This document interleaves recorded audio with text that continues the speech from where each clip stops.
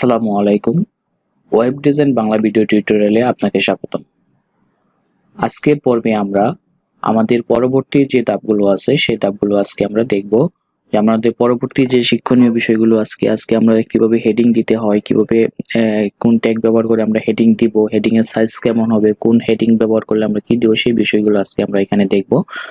তো দেখার জন্য প্রথমে আমরা আমাদের যে ফাইলটা ছিল আমাদের দেখার জন্য তো আমাদের যে ইন্ডেক্স ফাইলটা ছিল সেই ইন্ডেক্স ফাইলটা আমরা ফাইলে আর চলে এসেছে, এটা ক্লিক করে এটাকে আমরা edit with network plus plus এবং আবার আমরা এটাকে এডিট ওপেন করে নেব ক্রোমে।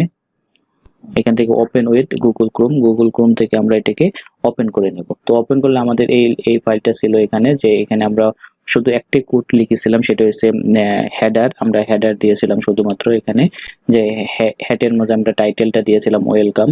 এখানে আমাদের টাইটেলটা শো করতেছে যে এখানে ওয়েলকাম লেখাটি আছে। তো আজকে আমরা বডির এই যে আমাদের যে এই ফাঁকা যে সাদা অংশটি আমাদের ওয়েব ব্রাউজারটি আছে, এটাকে বলা হয় বডি, একটা ওয়েবসাইটের বডি। তো আমরা এই বডির ভিতরে আমরা যে কিভাবে লিখবো, কি কি এলিমেন্ট দেব এবং কিভাবে ডিজাইন করব সেই বিষয়গুলো দেখব।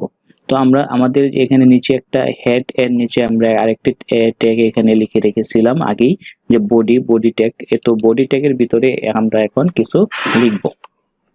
তো বডি ট্যাগটাকে আমরা একটু বড় করে নিলাম। তো এটার ভিতরে আমরা আজকে হেডার দেব। জন্য আমরা হেডারের 3, 4, 5টা করে ট্যাগ রয়েছে, তার মধ্যে H1 H1 বলতে header 1, H2, H3, H4, H5 এগুলি রয়েছে। তো H1 আমাদের ট্যাগ লেখার জন্য প্রথমে আমাদের দিতে হয় লেস দেন, তারপরে আমাদের H1 than greater than close, দেন আমরা আবার এটাকে আমরা less than H1 less than forward slash than H1 than greater than close. তো এই ট্যাগ এইভাবে আমরা ট্যাগ লিখতে পারি, যে একটা হচ্ছে ক্লোজ আর একটা হচ্ছে ওপেন। তো এইভাবে আমরা ট্যাগ লিখতে পারি, যে এটা হচ্ছে প্রথম শুরু আপ করছি ট্যাগটা এবং এখানে এসে এটাকে ক্লোজ করে দিচ্ছি ট্যাগটা। তো এটার ভিতরে যদি আমরা কোনো কিছু লিখি তাহলে সেটা হেডিং হিসাবে যাবে। তো এখানে যদি আমি লিখি যে দিস ইজ হেডিং ও হেডিং 1, তো আমি এখানে লিখতে পারি যে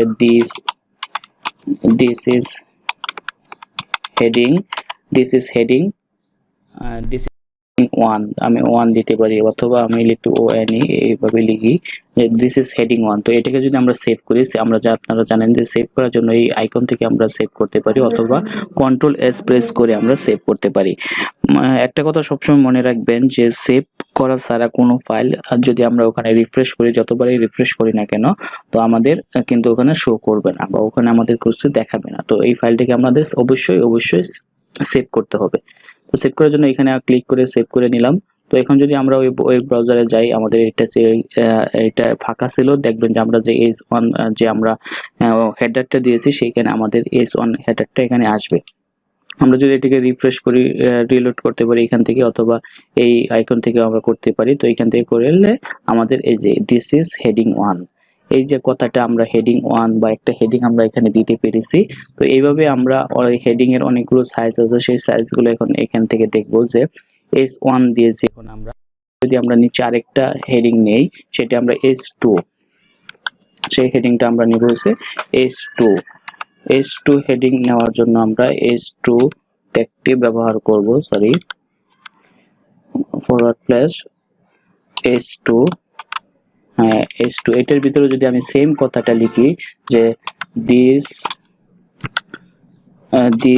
is heading 2, G heading 2, this is heading 2, দেন এটা যদি আমরা সেভ করে নেই। সেভ করার পর এখন যদি আমরা এটাকে আবার রিফ্রেশ করে দেখি, যে রিফ্রেশ করলে দেখবো যে আমাদের এখানে হেডিংটা এসেছে। তো কিন্তু দেখেন হেডিং 1 যেটা H1 যেটা দিয়েছিলাম সেটা একটু বড় আকারে এসেছে, এবং হেডিং 2 যেটা সেটা আরেকটু ছোট আকারে এসেছে। অর্থাৎ এটা একটু ছোট, লেখাটা ফ্রন্ট সাইডটা একটু ছোট হয়েছে এবং এটার ফ্রন্ট সাইজটা একটু বড় হয়েছে।